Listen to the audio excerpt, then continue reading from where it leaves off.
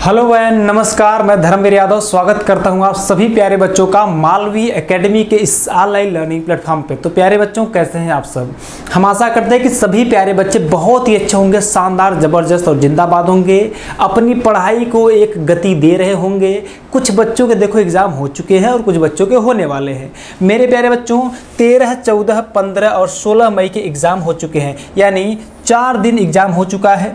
और इन 4 दिन में जो एग्ज़ाम हुआ है मेरे बच्चे, इसी पर बेस्ड हम लोग डिटेल्ड पेपर एनालिसिस करने वाले हैं और आपको बताएंगे कि अभी तक क्या क्या पूछा और क्या क्या नहीं पूछा, पेपर की डिफ़िकल्टी लेवल क्या रही, पेपर इजी रहा या फिर मॉडरेट रहा या काफ़ी डिफ़िकल्ट रहा, इन सभी चीज़ों की बात करेंगे। और इसी पर बेस्ड हम क्या करेंगे मेरे बच्चे, इसी पर बेस्ड हम बात करेंगे कि आने वाले जो 19 से 24 तारीख तक जिनका भी पेपर है, उनको किस प्रकार से तैयारी करना है और किस प्रकार से जो कि अपनी तैयारी को मजबूत करना है। ठीक है, तो मेरे बच्चों सबसे पहले यहाँ पे देखिए कुछ प्रश्न लगाए गए हैं, मैं आपको प्रश्नों को दिखाऊंगा, लेकिन सबसे पहले मैं आपको बता दूं कि प्रश्न कैसे कैसे पूछे जा रहे हैं। ठीक है, प्रश्न कैसे कैसे आपसे पूछे जा रहे हैं। तो बेटा अगर हम बात करें प्रश्नों के टाइप की, ठीक है, प्रश्न किन किन टाइप्स के आपसे पूछे जा रहे हैं, तो एक तो टाइप आपसे पूछा जा रहा है बेटा नॉर्मल टाइप, जिसको हम लोग कहते हैं, यानी जो है कि एक प्रश्न पूछेगा और आपसे उससे रिलेटेड क्या करेगा, 4 ऑप्शन दे देगा। जैसे पूछ लेगा, बताइए पंचशील समझौता कब हुआ, 1965, 66, 67, 54, इस प्रकार से बड़ा नॉर्मल सा प्रश्न है। फिर उसके बाद मेरे बच्चे क्या पूछेगा आपसे, नॉर्मल प्रश्न के बाद आपसे पूछ लेगा जो है कि मैच वाला प्रश्न। क्या पूछ लेगा मेरे बच्चे, मैचिंग प्रश्न। ठीक है, यानी match list 1 with the list है 2, ठीक है, इस टाइप के प्रश्न पूछ लेगा। फिर आपसे पूछ लेगा मल्टीपल स्टेटमेंट बेस्ड प्रश्न पूछ लेगा मेरे बच्चे, मल्टीपल स्टेटमेंट बेस्ड प्रश्न आपसे पूछ रहा है। इसके अलावा जो है मेरे बच्चे आपसे फिगर बेस्ड आपसे प्रश्न पूछ रहा है, आपसे जो है कि फिगर बेस्ड प्रश्न पूछ रहा है। और फिर उसके बाद आपसे जो है बेटा असर्शन एंड रीजन वाला प्रश्न पूछ रहा है, असर्शन एंड रीजन वाला आपसे प्रश्न पूछ रहा है। ठीक है, इसके अलावा मेरे बच्चे एक पैसेज भी आपको देखने को मिल रहा है, पैसेज। ठीक है, पैसेज। तो इसमें मैं आपको बता दूं डिफ़िकल्टी लेवल कहाँ आ रहा है। देखो पेपर की अगर हम बात करें सर आप कि पेपर कैसा है, इजी है या मॉडरेट है ना, इजी है, मॉडरेट है या डिफ़िकल्ट है, तो हम तीनों की अगर बात करें मेरे बच्चे, तो जो आपका पेपर का लेवल अभी तक जो आप लोगों के द्वारा मुझे बताया गया है, समझाया गया है, आप लोगों द्वारा बताया गया सर पेपर अभी तक इजी टू मॉडरेट ही रहा है, डिफ़िकल्ट तक नहीं पहुंचा है। अभी तक ज़्यादातर बच्चों को जो पेपर लगा है वह ईजी ही लगा है, क्योंकि जिन बच्चों को मैंने पढ़ाया है, जिनसे हमारी बात हुई, संवाद हुआ, तो उन बच्चों का कहना था सर एकदम इजी प्रश्न था, हमको तो बहुत इजी लगा है। लेकिन कुछ बच्चों का कहना था सर उनको थोड़ा थोड़ा कठिन मिलेगा जो नहीं पढ़े थे। ठीक है, तो आपका जो एग्ज़ाम है वह इजी टू मॉडरेट तक रहा।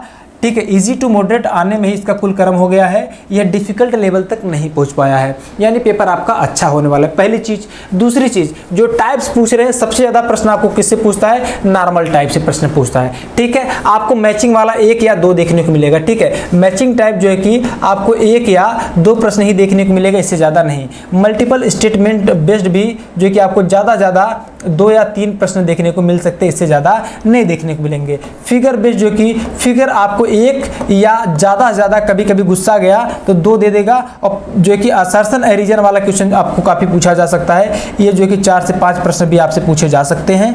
पैसेज की बात करें मेरे बच्चे, तो पैसेज भी 1 या कभी कभी क्या करता है 2 पैसेज भी आपको दे देता है। ठीक है, तो इसको ध्यान रखना, वैसे 1 ही पैसेज देता है। अब इसमें डिफ़िकल्टी लेवल आती कहाँ है, जो बच्चे अगर थोड़ा सा एफर्ट डाल करके पढ़े होंगे तो उनको कहीं भी डिफ़िकल्टी नहीं आएगी। कई बच्चों को जो कि फिगर बेस्ड क्वेश्चंस में डिफ़िकल्टी आती है, लेकिन आपके किताब में, आपके बुक में, आपके सिलेबस में ऐसा जो फिगर्स हैं इतने डिफ़िकल्ट टाइप के नहीं कि आप उनका उत्तर न दे सकें। ठीक है, तो मेरे बच्चे इस टाइप के प्रश्न आ रहे हैं और आपको क्या करने हैं, इन सभी टाइप्स के प्रश्नों को क्या करने हैं, टच करने हैं और अच्छे से सॉल्व करने हैं। और मेरे बेटे मैंने आप लोगों को हर एक टाइप के प्रश्न करवाए हैं, फिगर बेस्ड भी जो कि आपको कल करवा दिया जाएगा एक बार फिर से। तो हर तरह के मैंने आपको प्रश्न करवाया, जितने बच्चे पढ़ कर गए हैं सबका कहना है सर बहुत मज़ेदार पेपर आया।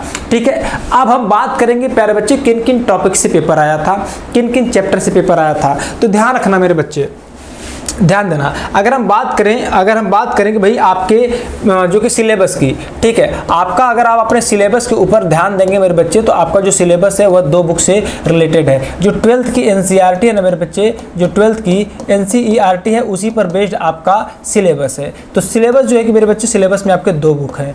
पहले बुक का नाम है कंटेम्प्रेरी वर्ल्ड पॉलिटिक्स और दूसरे का नाम है पॉलिटिक्स इन इंडिपेंडेंट इंडिया। ठीक है, क्या नाम मेरे बच्चे? पहले का नाम है contemporary world politics, contemporary world politics, contemporary world politics नाम है मेरे बच्चे। ठीक है, और दूसरे का नाम है politics in independent India, politics in independent India, independent India. आई बात समझ में? आई बात समझ में? देखो, पहले वाले बुक में जो है कि आपको 7 चैप्टर्स पढ़ने रहते हैं। कितने? 7 चैप्टर्स पढ़े रहते हैं। और सेकंड वाले बुक में आपको टोटल 9 चैप्टर्स पढ़ने रहते हैं, लेकिन अंतिम के 2 चैप्टर्स को मिला करके मैं टोटल आपको 8 चैप्टर्स पढ़ाता हूँ। ठीक है, अब हो क्या रहा है मेरे बच्चे, चूंकि जाहिर सी बात, अगर सेकंड बुक में ज़्यादा चैप्टर्स है, सेकंड बुक में ज़्यादा चैप्टर है, तो ज़्यादा प्रश्न कहाँ से पूछा जाएगा? यहीं से। यहाँ से क्या मेरे बच्चे, सेकंड बुक से आपको ज़्यादा प्रश्न देखने को मिल रहे हैं। और प्रश्नों की संख्या अगर देखा जाए तो लगभग यहाँ पे आपका जो है कि लगभग 30 प्रश्न आपको यहाँ से मिल जा रहे हैं। ठीक है, सेकंड बुक से कितना मिल रहा है? लगभग आपको 30 प्रश्न मिल जा रहा है। और आपको जो पहला बुक है यहाँ से लगभग देखा जाए तो यहाँ से आपको 20 प्रश्न मिल जा रहा है, ऑन एन एवरेज में बता रहा हूँ। ठीक है, 18 से 20, 22 ऐसे हो जा रहे हैं, 28, 30, 32, 35 भी हो सकता है। ठीक है, तो आपको जाहिर सी बात है ध्यान में ये पता चल गया कि आपको सेकंड बुक पर ज़्यादा ध्यान देना है। अब इसका मतलब ये नहीं कि आप फर्स्ट बुक पर ध्यान नहीं देंगे कि भैया फर्स्ट बुक से प्रश्न ही नहीं आया। अगर ऐसी बात होती तो आपका फर्स्ट बुक का एक चैप्टर था साउथ एशिया, 13 मई का जो पहला शिफ्ट का पेपर था, साउथ एशिया से अकेले 9 प्रश्न पूछ दिया था। हाँ, 9 प्रश्न अकेले ही पूछ दिया था। एक दुर्गा थापा से रिलेटेड था और एक जो है कि श्रीलंका वाला लिट्टे से रिलेटेड था। तो आपको ध्यान रखना है कि भाई हमको या फिर हमारे एग्जाम के लिए हर एक चैप्टर महत्वपूर्ण है। अभी जो शिफ्ट में आपके पेपर हो रहे हैं, किसी शिफ्ट में किसी चैप्टर से ज़्यादा प्रश्न पूछ ले रहा है तो किसी चैप्टर से कम प्रश्न पूछ रहा है, लेकिन प्रश्न पूछ जरूर रहा है। ठीक है, आई बात समझ में? और उसमें भी सबसे ज़्यादा सेकंड बुक से प्रश्न पूछ रहा है और फर्स्ट बुक से भी प्रश्न है, लेकिन लगभग 18-20 प्रश्न है। तो 18-20 प्रश्न कम थोड़ी होते हैं, हमको उसको भी पढ़ने हैं। ठीक है, अब हम बात करेंगे सर कौन कौन से टॉपिक्स आ रहे हैं। तो सबसे पहले मैं आपको जो कि 16 मई को जो प्रश्न आया है, ठीक है, कल जो प्रश्न आया है उसकी चर्चा करते हैं यहाँ पे। ठीक है, जो प्रश्न आपसे कल पूछे गए उसकी चर्चा करते हैं मेरे बच्चे सबसे पहले। फिर जो है कि 13, 14, 15 जो आया था उसको तो मैंने एक बार कराया, लेकिन फिर भी मैं आपको बता दूंगा। देखो, जो 16 मई को पेपर आया है, हुआ है, उसमें आपसे पूछा भारत में ग्रामीण औद्योगिकीकरण की शुरुआत किसने की थी। आपसे ये पूछ लिया, यानी कि जो कि पॉलिटिक्स ऑफ प्लान्ड डेवलपमेंट वाले चैप्टर से है, पॉलिटिक्स ऑफ प्लान्ड डेवलपमेंट वाले चैप्टर से है मेरे बच्चे। अब जो ग्रामीण औद्योगिकीकरण की शुरुआत है वो जेसी कुमारप्पा को माना जाता है, क्योंकि इन्होंने ही रूरल इंडस्ट्रियलाइजेशन पे क्या किया था, एक खाका या एक ब्लूप्रिंट तैयार किया था मेरे बच्चे। ठीक, किसने? तो जेसी कुमारप्पा ने। फुल फॉर्म ऑफ यूएनईपी, तो मेरे बच्चे यह किससे हो जाता है? यह हो जाता है आपका chapter environment and natural resources से, इन्वायरमेंट एंड नेचुरल रिसोर्सेज वाले चैप्टर से हो जाता है। यूएनईपी का जो फुल फॉर्म होता है, फुल फॉर्म क्या होता है मेरे बच्चे? United Nation Environment Programme. तो मेरे बच्चे अगर हम बात करेंगे यूएनईपी की, तो यूएनईपी का जो फुल फॉर्म है, फुल फॉर्म आपसे पूछ सकता है। यूएनईपी कब स्टेब्लिश किया गया ये भी आपसे पूछ सकता है, तो 1972। यानी इन्वायरमेंट चैप्टर को भी पढ़ना है, पॉलिटिक्स ऑफ प्लांट डेवलपमेंट को भी हमको पढ़ना है। फिर आपसे पूछा रिजर्वेशन को किस पार्टी द्वारा लागू किया गया था। ठीक है, यानी जो बेटा ओबीसी को, जो ओबीसी समुदाय को 27% का रिजर्वेशन दिया गया था, वह किस पार्टी द्वारा इंप्लीमेंट किया गया? तो बेटा नेशनल फ्रंट की सरकार द्वारा, नेशनल फ्रंट की सरकार द्वारा किया गया था, लागू किया गया था। और इस समय प्रधानमंत्री कौन थे? तो मेरे बच्चे वीपी सिंह थे। कौन थे? वीपी सिंह थे। ठीक है, और यह जो चैप्टर या जो टॉपिक है, यह अंतिम जो है कि चैप्टर है जिसका नाम है Indian politics new changes, second book का अंतिम चैप्टर है। प्रिवी पर्स की समाप्ति की बात करता है, यानी मेरे बच्चे यह किससे है? यह जो कि कांग्रेस सिस्टम से रिलेटेड है। ठीक है, प्रिवी पर्स की समाप्ति जो है कि 1971 में हुआ था। किसने किया था मेरे बच्चे? यह किसने प्रिवी पर्स की समाप्ति किसने किया था? इंदिरा गांधी ने किया था। ये प्रिवी पर्स होता क्या है मेरे बच्चे? तो प्रिवी पर्स के माध्यम से जो प्रिंसली स्टेट थे हमारे देश के, या हम के जो रजवाड़े थे, उनको क्या किया गया था? कुछ विशेषाधिकार, कुछ अलावेंसेस दिए गए थे, कुछ स्पेशल राइट्स दिए गए थे। उसी को क्या कहा जाता है? प्रिवी पर्स कहा जाता है, क्योंकि भाई जो रजवाड़े थे, जो राजा थे हमारे देश के, वे अपना राज्य भारत संघ में जब मिला रहे थे तो उन्होंने साइन किया था इंस्ट्रूमेंट ऑफ एक्सेशन पे। तो उन्होंने इसी शर्त पे साइन किया था कि भैया हमको क्या होगा, कुछ विशेषाधिकार होने चाहिए, हमारे पास कुछ प्रॉपर्टी होनी चाहिए। तो उसी को क्या कहा गया था, प्रिवी पर्स कहा गया था। यानी प्रिवी पर्स किसको मिला था, तो देशी रियासतों को मिला था। अब ये जो है कि बेटा कांग्रेस सिस्टम से रिलेटेड है। लिस्बन ट्रीटी यानी जो है कि लिस्बन संधि कब हुआ, तो 2009 में हुआ। अब बेटा ये जो लिस्बन ट्रीटी होता है यह आपका रिलेटेड है अल्टरनेटिव सेंटर ऑफ पावर से, क्योंकि मेरे बच्चे वहाँ पे एक संगठन, एक संघ है, यूरोपीय संघ है। अब मेरे बच्चे यूरोपीय संघ जो है बना था आपका 1992 में एक ट्रीटी साइन करके, मास्ट्रिक्ट ट्रीटी, यहाँ पे मेंशन नहीं किया गया है। अब जो कि आपका मास्ट्रिक्ट ट्रीटी साइन करके क्या होता है, मास्ट्रिक्ट संधि होता है, ये होता है आपका 1992 में, और इसी को साइन करके क्या बन गया था आपका, इसी को साइन करने के बाद आपका यूरोपियन यूनियन या कहें कि यूरोपीय संघ बन गया था। तो जब बना था तो इसमें ये प्रावधान किया गया था कि जो भी एक बार मास्ट्रिक्ट संधि में शामिल हो गया फिर निकल नहीं सकता है। तो इसके लिए बाद में बहुत सारे देश निकलना चाहते थे। तो 2009 में क्या होता है मेरे बच्चे, लिस्बन संधि होता है, या कहें कि पुर्तगाल की राजधानी लिस्बन में क्या होता है, लिस्बन ट्रीटी होता है, जहाँ पे यूरोपीय संघ के सभी सदस्यों को लीगल राइट दिया गया ताकि वे अगर चाहें तो यूरोपीय संघ को छोड़ सकें। और उसके बाद ही 2017 में जो है कि आपका निकल जाता है ब्रिटेन यूरोपीय संघ से, और ब्रिटेन का यूरोपीय संघ से बाहर निकलना ही ब्रेक्जिट कहलाया था, आपको पता है, ठीक है। तो अल्टरनेटिव सेंटर ऑफ पावर्स हो गया। WTO is the successor of, WTO किसका सक्सेसर मेरे बच्चे, तो गैट का है। अब देखो गैट का फुल फॉर्म पूछ सकता है, general agreement on tariff and trade. आपसे पूछ सकता है WTO का फुल फॉर्म, WTO या फिर गैट के बारे में पूछ सकता है कि इसका एस्टेब्लिशमेंट कब हुआ था, ठीक है, इसको भी याद रखना है। तो WTO जो कि 1995 में एस्टेब्लिश किया गया था। तो इस सब चीज़ों को क्या करना है, आपको अच्छे से ध्यान में रखना है। फिर आपसे जवाहरलाल नेहरू का जो पिक्चर है वो दिखा करके उससे रिलेटेड 5 क्वेश्चंस पूछे गए थे। जो जवाहरलाल नेहरू लाल किले के प्राचीर से जो कि आज़ादी के बाद भाषण दे रहे थे, उससे रिलेटेड 5 प्रश्न पूछ लिया गया। एक प्रश्न पूछा गया कि ये भाषण कहाँ से दे रहे हैं, पहली चीज़। दूसरा, भाषण कब दे रहे हैं। तीसरी चीज़ ये कि भाषण देने वाला व्यक्ति कौन है, ठीक है। चौथी चीज़ कि इनके भाषण को क्या नाम दिया गया। पांचवी चीज़ की जो भाषण दे रहे हैं उनके ठीक सामने जो मस्जिद है उसका नाम क्या है मेरे बच्चे। तो यहाँ से जो कि 5 प्रश्न आपको देखने को मिल गए इस चित्र से, ठीक है। फिर आपसे पूछा तो वर्ल्ड बैंक का हेडक्वार्टर जो कि मेरे बच्चे कहाँ है, जो कि वाशिंगटन DC में है। कहाँ पे है, वाशिंगटन DC में है। कहाँ पे, वाशिंगटन DC में है। ग्लासनोस्ट और पेरेस्ट्रोइका के बारे में पूछ लिया था, एक मैचिंग वाला प्रश्न था उसमें था। तो मेरे बच्चे ग्लासनोस्ट और पेरेस्ट्रोइका की नीति लेके आने वाला कौन था, तो आप कहेंगे सर गोर्बाचेव था। कौन था, गोर्बाचेव था मेरे बच्चे, ठीक है। क्योटो प्रोटोकॉल के बारे में आपसे पूछ लिया, ठीक है। ये इंडा बाइपोलैरिटी हो गया। क्योटो प्रोटोकॉल का पर्पज जो कि मेरे बच्चे इन्वायरमेंट से हो गया। ग्रीन हाउस गैस का प्रभाव क्या है इसके बारे में पूछ लिया, ठीक है। तो मेरे बच्चे इस प्रकार से अगर आप देखें तो लगभग हर एक चैप्टर से प्रश्न पूछे जा रहे हैं। आगे अगर आप और देखें तो आपसे पूछा गया 1959 में किस अनुच्छेद के तहत CPI की सरकार को केरल में गिरा दिया गया। तो मेरे बच्चे यहाँ पे आर्टिकल 356 का प्रयोग किया गया था। किसका, आर्टिकल 356, जिसमें किसको मेंशन किया गया है, इसमें मेंशन किया गया प्रेसिडेंट्स रूल को। किसको भाई, प्रेसिडेंट्स रूल को क्या किया गया है, मेंशन किया गया है, या फिर आप कहें कि राष्ट्रपति शासन को क्या किया गया है, मेंशन किया गया है मेरे बच्चे, ठीक। फिर ह्यूमन राइट्स से आपसे प्रश्न पूछ लिया गया, मानवाधिकारों से। UNFCCC का फुल फॉर्म पूछ लिया गया मेरे बच्चे, United nation framework convention on climate change, ठीक है। UNFCCC से प्रश्न पूछ लिया गया। आपसे आसियान से रिलेटेड प्रश्न पूछा गया। UN यानी इंटरनेशनल ऑर्गेनाइजेशन से रिलेटेड प्रश्न पूछा गया। रीजनल एस्पिरेशन यानी कश्मीर में जो हरि सिंह थे उनसे रिलेटेड प्रश्न पूछ लिया गया। Who is the president during emergency, राष्ट्रपति कौन थे जब आपातकाल लगाया गया था, तो फखरुद्दीन अली अहमद थे मेरे बच्चे। कौन थे, फखरुद्दीन अली अहमद थे। ग्लोबलाइजेशन से प्रश्न पूछा गया था, ये कल वाली चीज़ें हैं, ठीक है।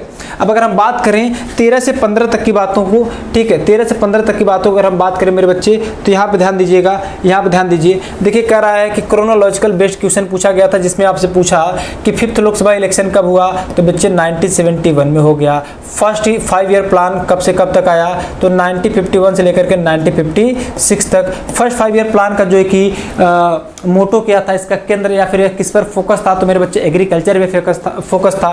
यानी यह जो है कि किससे है, यह जो है कि आपका पॉलिटिक्स ऑफ प्लान डेवलपमेंट से है, या कांग्रेस सिस्टम से है। फिर इंडिया चाइना रिलेशन के बारे में पूछा, यानी इंडिया एक्सटर्नल रिलेशन से भी पूछ लिया। इन्वायरमेंटल कन्वेंशन जैसे कि रियो समिट अंटार्कटिका, उसके बाद मॉन्ट्रियल प्रोटोकॉल, इन सब के बारे में पूछ लिया। रियो समिट कब होता है मेरे बच्चे, 1992 में, आपको याद होगा, पृथ्वी सम्मेलन या रियो सम्मेलन कहते हैं। मॉन्ट्रियल प्रोटोकॉल कब होता है, 1987 में होता है मेरे बच्चे, जो ओजोन परत के संरक्षण पर ज़्यादा फोकस करता है। ठीक है, यानी एनवायरनमेंट और नेचुरल रिसोर्सेज से आपको प्रश्न मिल गया। फिर आपको पूछा था इंपॉर्टेंट ट्रीटीज और एग्रीमेंट, जैसे कि ताशकंद एग्रीमेंट के बारे में, मास्ट्रिक्ट ट्रीटी के बारे में, फरक्का ट्रीटी के बारे में।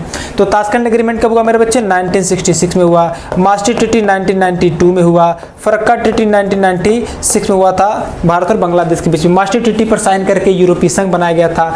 ताशकंद एग्रीमेंट हुआ था जब भारत में 1965 लड़ाई होती है, तो उसके समझौते के लिए क्या होता है, ताशकंद एग्रीमेंट होता है ना। तो इस प्रकार से अगर आप देखें तो हर एक चैप्टर से प्रश्न प्रश्न पूछा है। पैराग्राफ यानी पैसेज बेस्ड भी आपसे प्रश्न पूछा जाता है, मैंने बताया। जैसे कि आपसे पूछा गया था श्रीलंका में जो एथनिक कॉन्फ्लिक्ट हुआ था लिट्टे वाला, ठीक है, उससे जो है कि लगभग 5 बहुत आसान से प्रश्न पूछे गए थे। IPKF के बारे में आपसे पूछा गया था।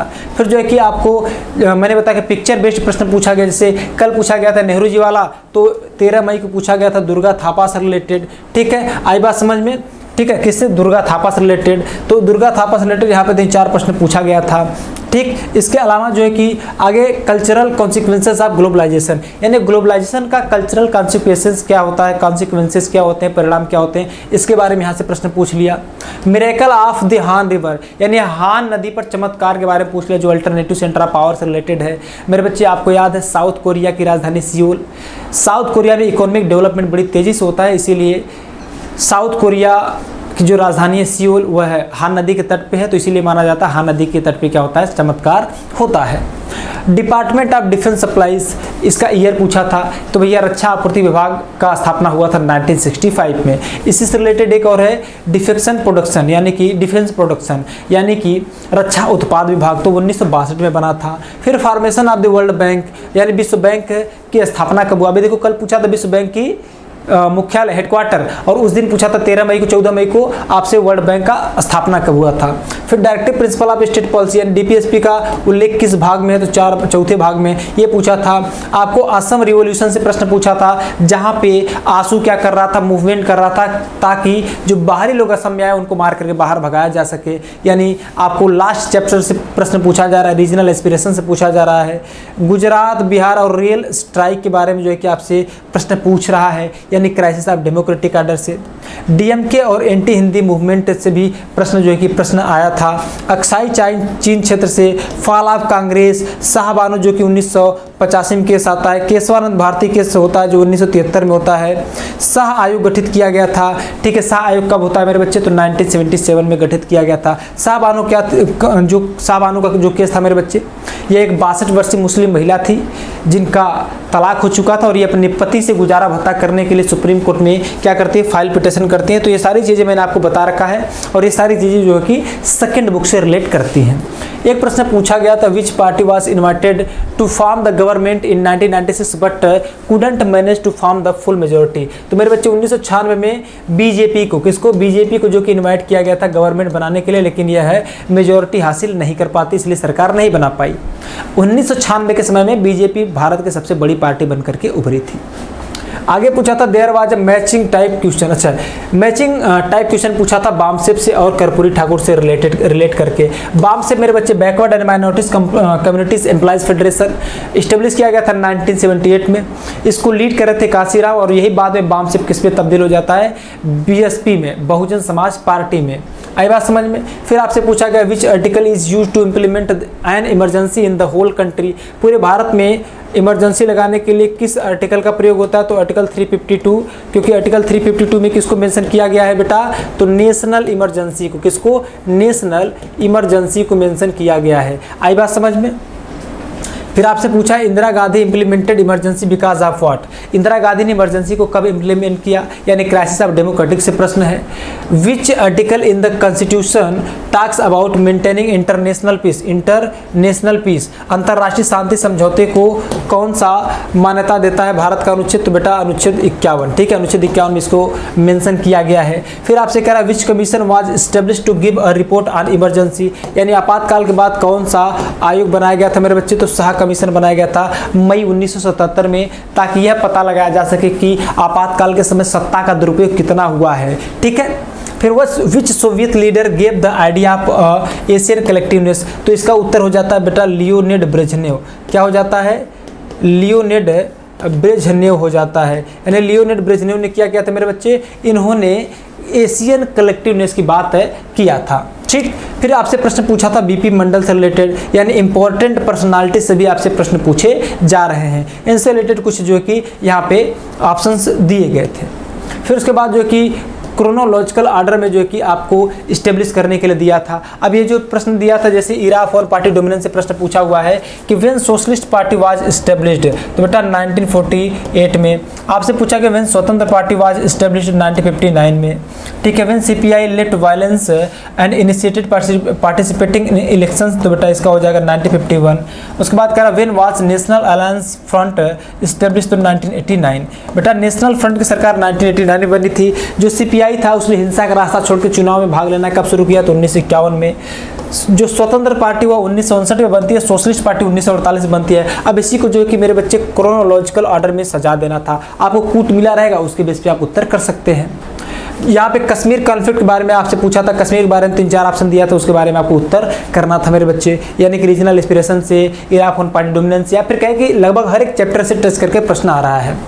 मैचिंग बेस्ड यहाँ पे फिर से क्वेश्चन दिया था, Mikhail Gorbachev become the leader of USSR, तो बेटा 1985। बर्लिन वॉल, तो बेटा 1989। बर्लिन वॉल कब गिरा था।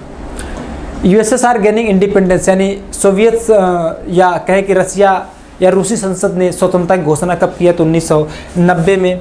रूस जो है यूएन की सीट कब हासिल करता है, तो 1991 में, क्योंकि यूएसएसआर का सक्सेसर कौन बनता है, उत्तराधिकारी कौन बनता है 15 गणराज्यों में, तो वो बनता है रूस, यानी रसिया बनता है मेरे बच्चों, ठीक है। यहाँ पे बाकी चीज़ों को मैंने आपको बता ही दिया अच्छे से, ठीक है, आई बात समझ में। तो कुल मिला जो मैं आपको बता रहा था मेरे बच्चों, यहाँ पे ध्यान देना, यहाँ पे ध्यान देना। यहाँ पे मैंने आपको बताया कि 2 बुक्स हैं, दोनों बुक पे हमको क्या करना है, ध्यान बराबर देना है, क्योंकि हमको हर एक चैप्टर से प्रश्न पूछे जा रहे हैं।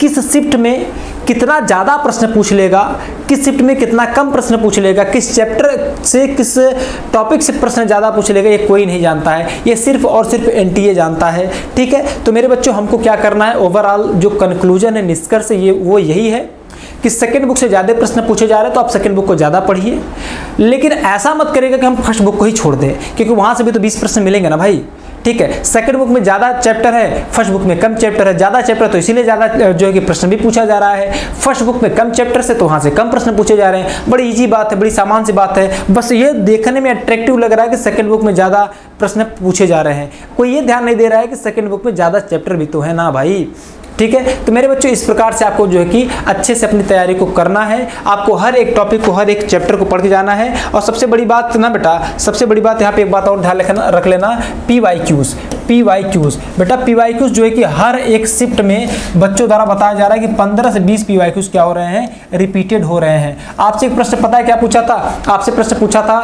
कि भाई बताइए